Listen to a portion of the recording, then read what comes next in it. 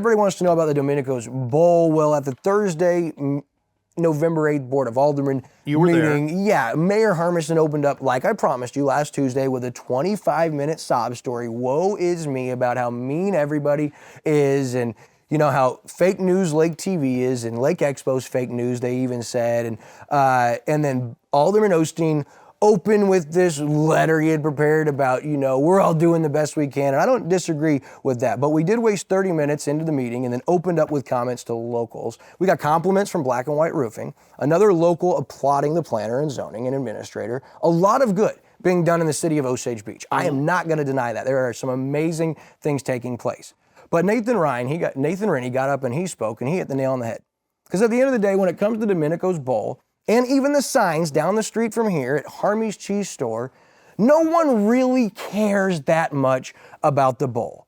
And no one really cares that much about your signs. It's the principle, and they just don't get that. Why, after all this time, besides it moving, why was it now a problem besides being unsafe? No one's answered who reported it, who all of a sudden had an issue with it and then issued the first letter, the second letter, and the third letter without ever going and visiting the business owner.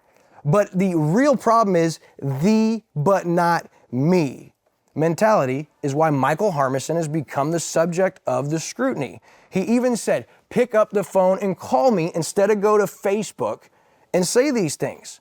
Well, I've tried. And on top of that, on May 8th, following the first fiasco when it came to the contractors, and we had our first sob story from Mayor Michael Harmison to his Board of Aldermen and the city and his constituents, I wrote a very careful email to everyone on that board saying, look, you're misunderstanding. I saw what he said. Here's why he said it. I sent them a link to the story. I let him know how much I love the city, how much we as Lake TV do for the city, and that we don't want to hurt the city. We're here to work with the city, and we may not always agree, but together, if we will communicate, we can do good.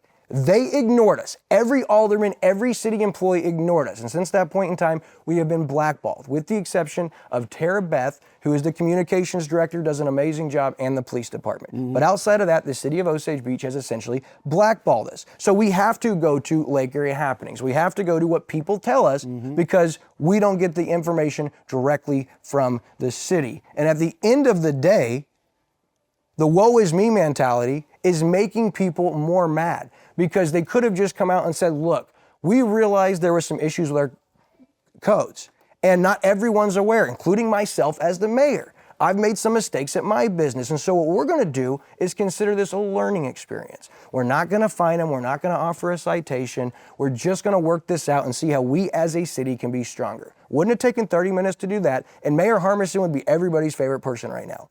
But that's not the case. And what's funny is that's actually the solution they're at. He said on KRMS Morning Magazine on Monday, they played clips of his alderman meeting. You can hear it where he said, hey, we're not having them come in court on the court hearing. We're not going to keep the fine and the citation. We're going to work this out amicably. So that solution is what everybody wanted. They just had to go about it in such a way that now has them literally in a PR nightmare. Yeah. And they have themselves to blame for it. They're kind of the bad guys now after all this, which, yeah, it really does seem to be kind of crazy. They didn't think this through on the front end, I don't think.